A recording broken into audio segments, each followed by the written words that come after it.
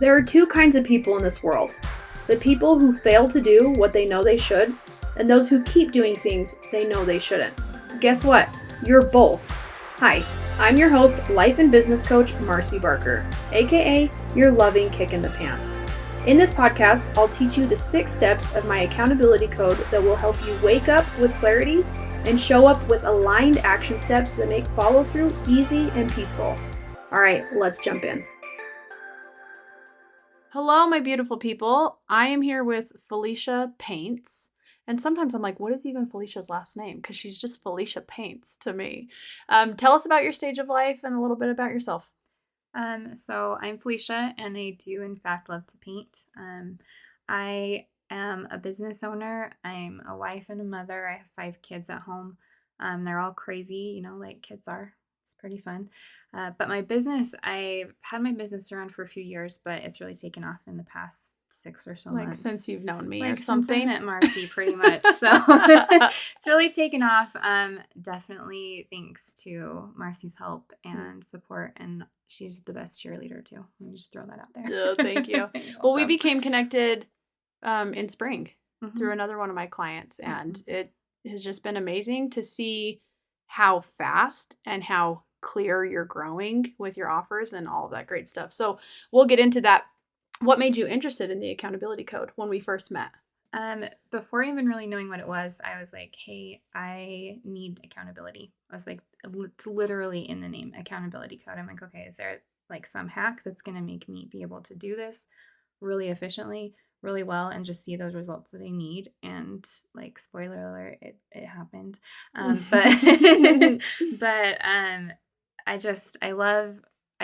was really drawn to the accountability part and knowing that I needed accountability and I needed someone to report to and something to report to and a way to create that system so that I could use it myself going forward. Yeah. When I heard about you from my other client, you were such an inspiration to her. And she was like, my friend Felicia, she sets a goal and then she does it.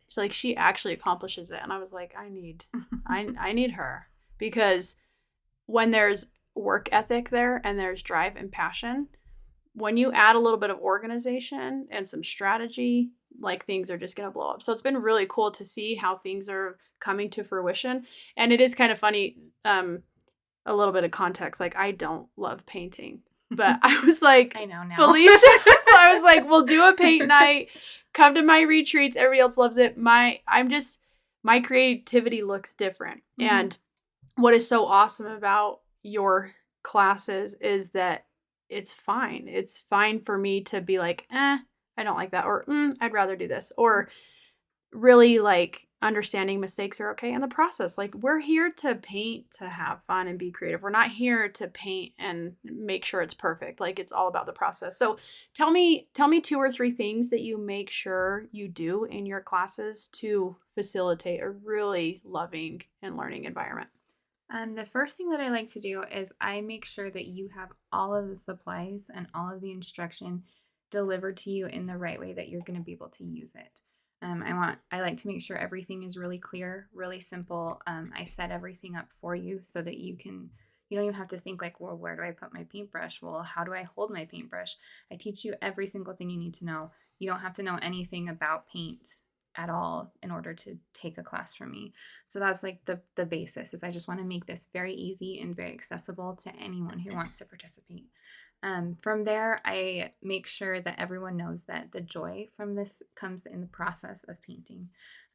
You come out with a really cool masterpiece, obviously, at the end, but it's the process for me. It's the process of seeing what the paint does, seeing how it works together with other paint, with the paper, with the water, with how you're laying it down.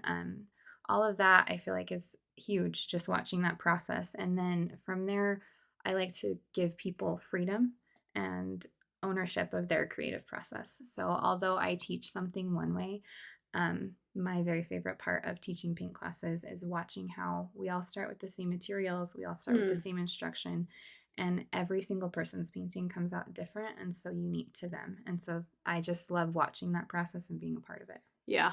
My favorite part is just like purchasing your master and be like, oh, I did Look, this. I did it. We did a paint night at my house, a girls' night, and there was like 20 people there, and I had my daughters come, and a couple of my daughters were like, they ran off, they didn't paint. I was like, that's fine, I'm not paying for you to paint if you don't really want to do it. So we were taking the picture, and one of my daughters tried to get in the picture, and I was like, no, it's only for people who painted. And she was like, but you didn't paint, and I was like, oh no. Yeah.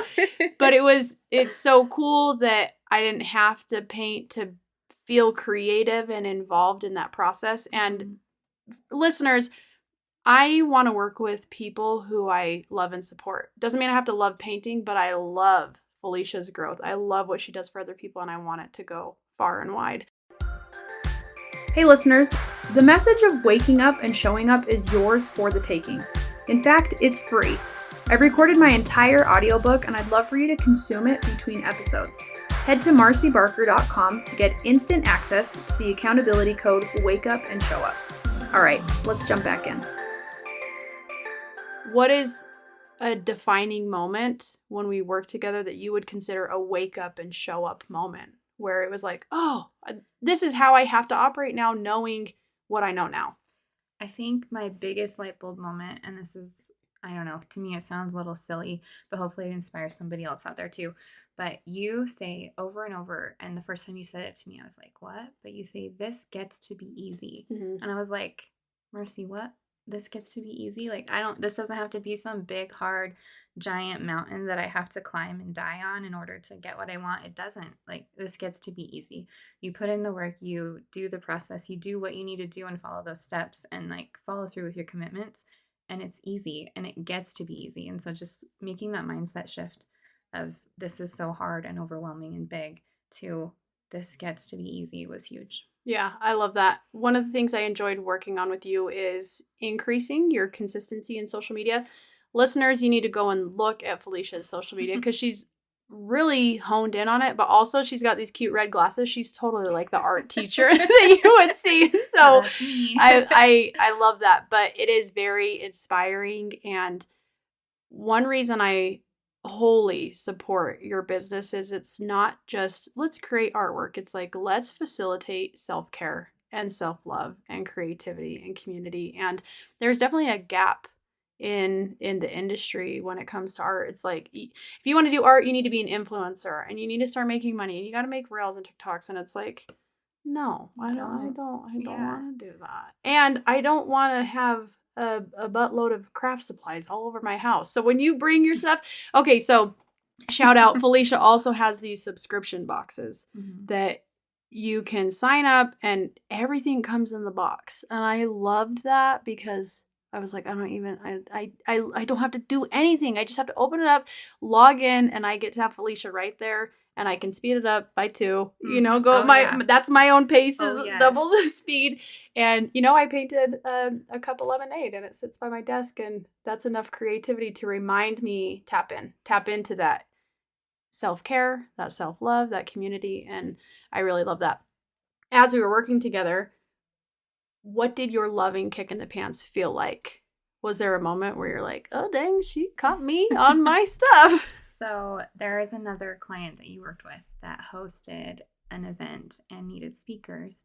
And you were like, hey, you should ask Felicia. And you told me that. And I was like, yeah, sure. And then I was like, oh, no, that sounds like the worst thing of my life. I was like, I'm not a public speaker. I can't do this. This is going to be awful. And I talked through that a little bit with you. I talked through that a little bit with her. But I think just that kick in the pants to push me out there, to build that confidence, to say public speaking is not my thing. Like that was definitely not on my radar. It was not on any bucket lists of mine. Never was public speaking a thing.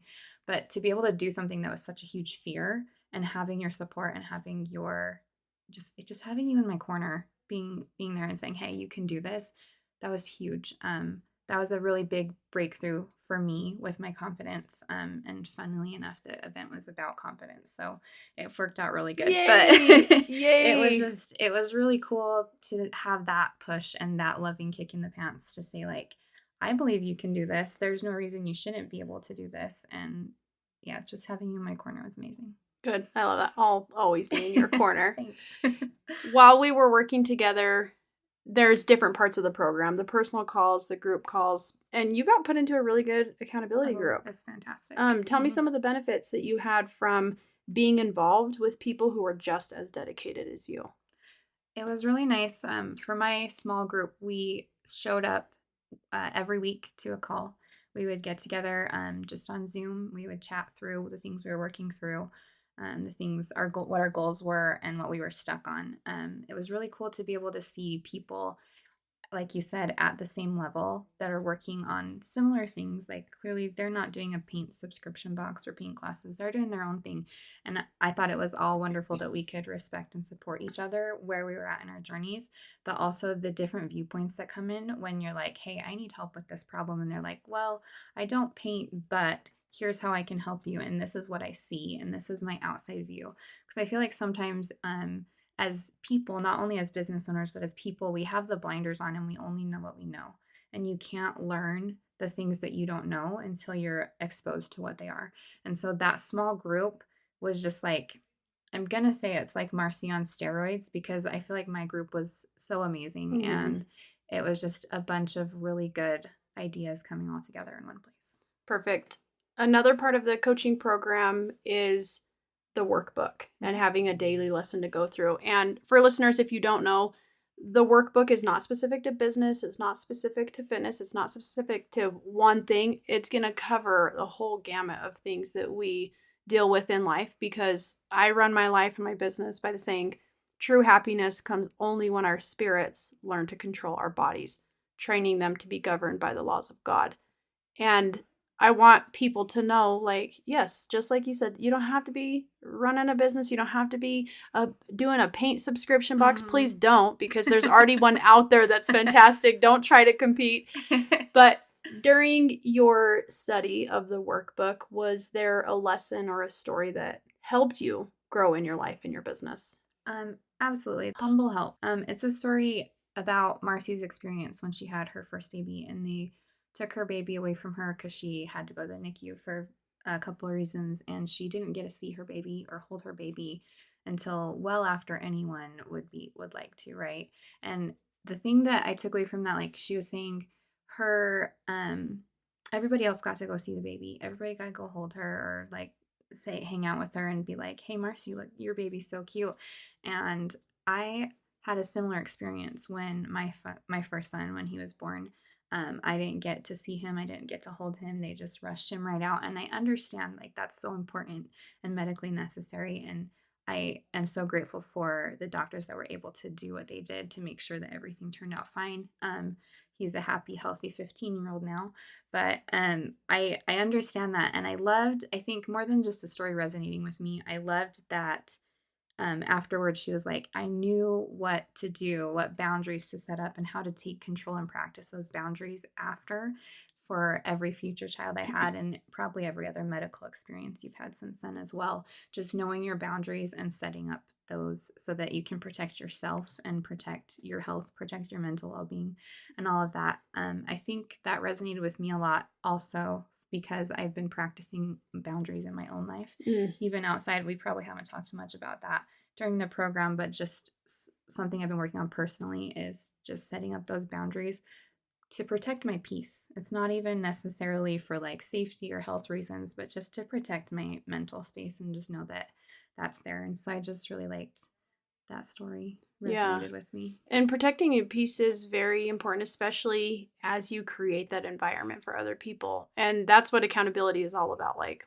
walking the walk. And that story I titled Humble Help because I had to learn how to ask for help and how to provide help to other people who ended up in that situation. So when you say I was in your corner, what would you say to people who want that?